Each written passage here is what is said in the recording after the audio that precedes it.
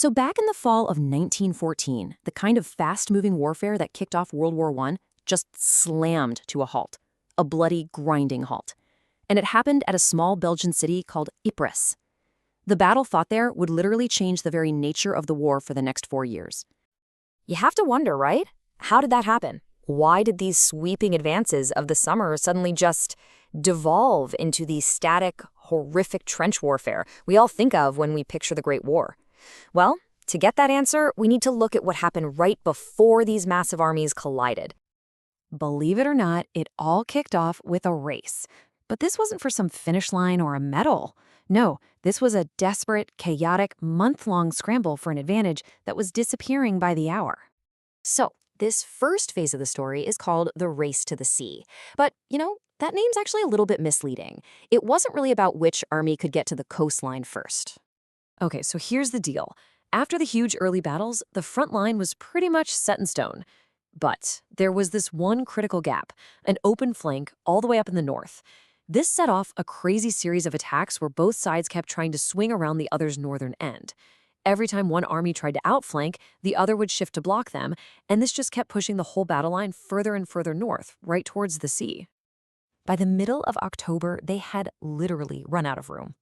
The battle line now stretched in an unbroken gash from the Swiss border all the way to the North Sea. There was no flank left to turn.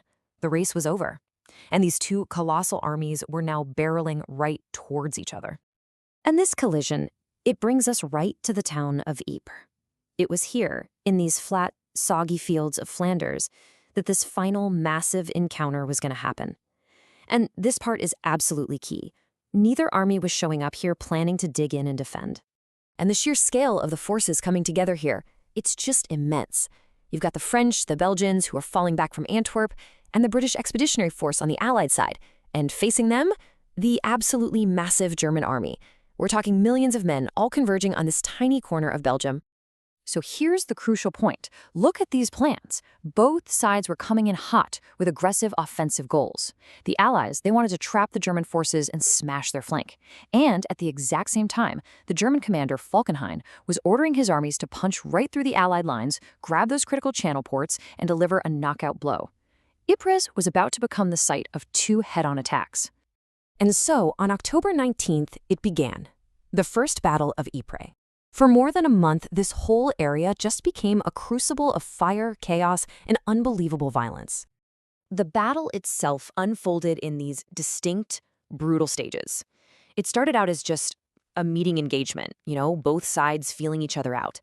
Then came the huge, massed German attacks at a place called Langemark. The fighting hit a total crisis point at the end of October, near Geluvalt, where the British line came this close to just shattering. The very last major German push was on November 11th, before the battle finally just fizzled out. Not because anyone won, but because both sides were just completely and utterly exhausted.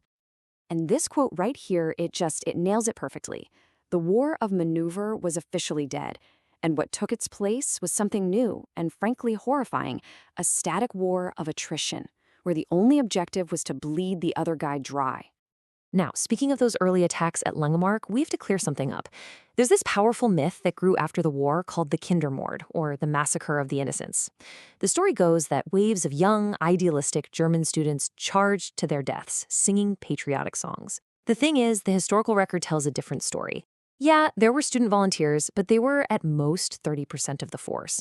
The majority were actually experienced reservists and older soldiers.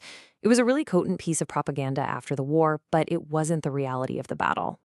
So when the fighting finally died down in late November, the battle lines had barely moved an inch. But the price paid for this stalemate, it was just staggering. For the British, over 58,000 casualties. For the French, as many as 85,000. And for the Germans, an absolutely mind-boggling 134,000. Let's just put that all together for a second. The human cost here is almost impossible to wrap your head around. The British lost so many men, it effectively shattered their original professional army. The French lost up to 85,000. The Germans, who just kept throwing men into the meat grinder, lost over 134,000. When you see it all laid out, it's just a mountain of death. In just over a month, in this one little sector, Over 250,000 men were killed or wounded, all for a few hundred yards of mud. And what was the official military result of all this carnage? Indecisive, a strategic draw. The Allies held on to Ypres, sure, but the Germans had stopped their offensive cold. It's just a chilling conclusion for such a horrific price.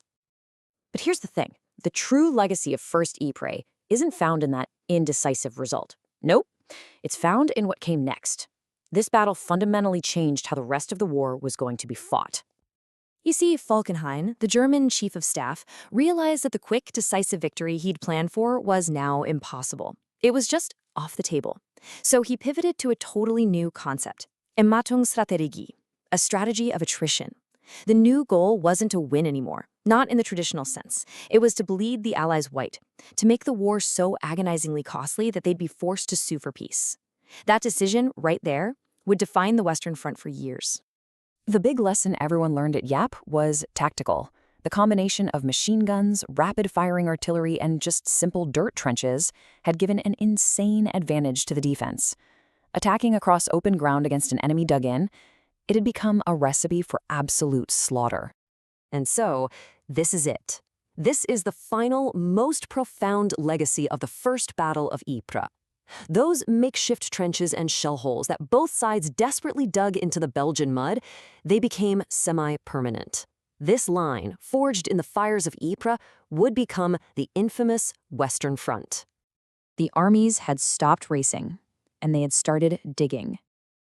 They'd answered the question of how to stop an enemy advance, but in doing so, they had created a terrifying new problem. One they would spend the next 4 years and millions of lives trying to solve. The war of movement was over. A new, far more terrible kind of war had just begun.